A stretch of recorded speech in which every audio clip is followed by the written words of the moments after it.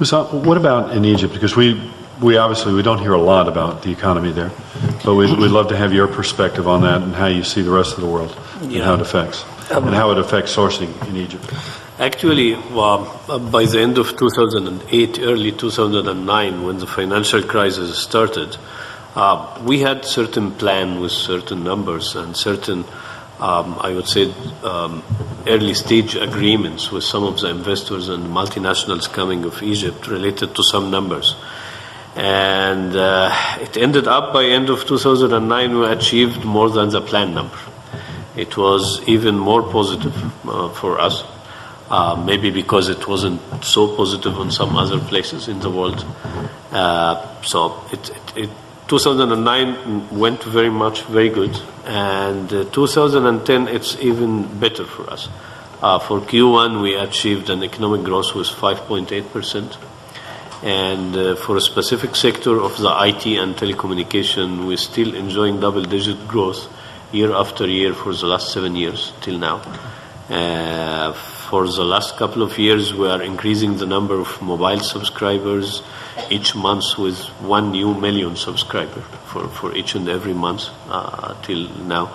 So it's getting better for us. So I tend to disagree that the financial crisis is affecting the sourcing negatively because in some cases it forces some of the corporates to diversify more, to go into new locations.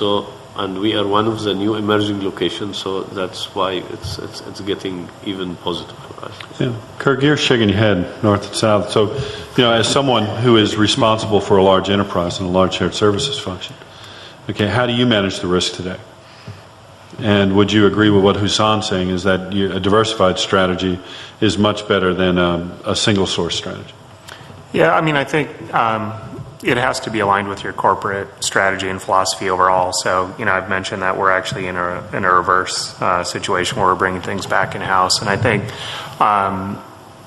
we do work globally, but that's for premium that's generated globally. So for premium that's generated in the U.S., really our corporate philosophy and our chairman's philosophy is, our best customers are the middle class. So the more folks we can move to the middle class or maintain in the middle class, they're the ones who buy more policies. They have better retention rates. And so that's really our philosophy around not going offshore right now for U.S.-based premium. We have operations in Colombia, in China. We're the third largest foreign insurer in China. And for that premium, the work's all done in China or the respective countries. So our philosophy is business diversification, but the labor pool follows where the business is generated. Okay, very good. Do you think, and I guess the question that I would pose out to the audience would be is that because, one, by keeping it in-house, there's less of a capital outflow, it's better on the cash flow, or, what are the business reasons for doing that? Anybody? We never really entertained doing a captive too seriously. For one, we didn't feel we would get to scale fast enough. Based on the size of our organization, when we started our outsourcing strategy, we were 6,500 employees and about $6 billion in annual revenue. Mm-hmm. But also we realized that just name recognition, we had a hard enough time getting the Safeco brand out in the U.S. So to go offshore and try to attract talent, we didn't think was a winning strategy when there were good third-party providers available. I think depending on, if you're wanting to do market entry or you're a larger multinational, then I think a captive definitely makes sense. But just for our dynamic, it didn't make sense. So captive makes a little bit more sense, in terms of yes, Hossam. Yeah, I just would like to add 2 comments. One is we are working with various consultants and looking into the forecast of the outsourcing and offshoring industry. The first comment is that the captive is actually decaying and decreasing, the captive business. Most of the company are going more into third-party vendors. And you can see as a trend for the last year that a lot of third-party vendors are acquiring captive centers. So it's, and you can see that in various places in the world. The second comment that more untraditional industries that used to do outsourcing are going to do outsourcing in the coming years. One of them, surprisingly, will be the government in the US and in some parts of Western Europe. And the other one is the healthcare industry. This will be a major. So maybe and the numbers we are having, it keeps growing, and there are a lot of untapped market. Maybe back to the first comment, a very specialized skills or languages or technology will be needed for some business. But I think the trend at large, it's increasing. Maybe it's decreasing in some of the original industries that used to do outsourcing, like the financial industry, like the traditional IT, but it's increasing in some other areas. Okay. Yeah. Out in the audience, how many of you all are running captives, or at this point just pure captive type situations in offshore? Can we just see a show of hands? Okay, I know you are, John. And how many are actually offshoring, with third-party vendors? Okay. How many are considering doing or do not do any type of offshoring at this point? Wow. Okay. And is that because of, just kind of throw out a question, is that because of size? Is that because of strategy, or is there very, very strong business choice points as to why to keep it in-house and why to keep it onshore? And I guess, to kind of finish off, just to ask our panelists, just maybe, to kind of give us a summary of, Hossam, if you were a company here at this point having both shared services or outsourcing, what would you recommend them to do in terms of, and where would you recommend them to do it and why? Actually, it's other than going to Egypt, but yeah. Well, we would assume that would be the obvious, but we'd like you to kind of move up above your motivation. Yeah, actually, it's what we are seeing as a trend. Again, it's a kind of diversification and mitigation of the risks. So mitigation of the risks, location is one of them. The geographic location is one of them. And as we see the normal industry trend that captive is decaying, but it's offshoring will continue to grow in the coming years.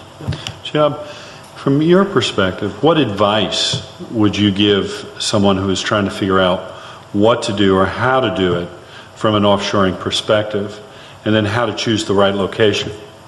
Bearing in mind, we know that Hungary is a good location. We'll give you that. Well, I really believe that companies who are looking for new locations, they compare 40, 50 different kind of indicators, and weighting, it depends on whether it's IT, HR, financial shared services, etc. So it's a very complex decision.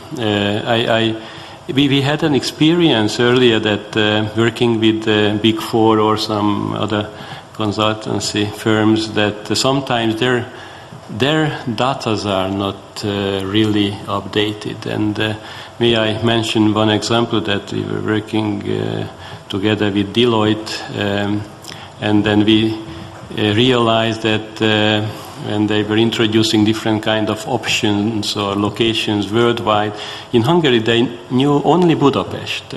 That is the only city. And we believe that there are very good secondary cities in Hungary, and then we started to make a benchmarking study together with them, and based on their methodology, we compared the Hungarian secondary university cities with the neighboring countries, similar types of cities, and we learned a lot from each other. They understood that there are much different kind of numbers, figures they could find in Hungary, and of course we understand also their methodology much better.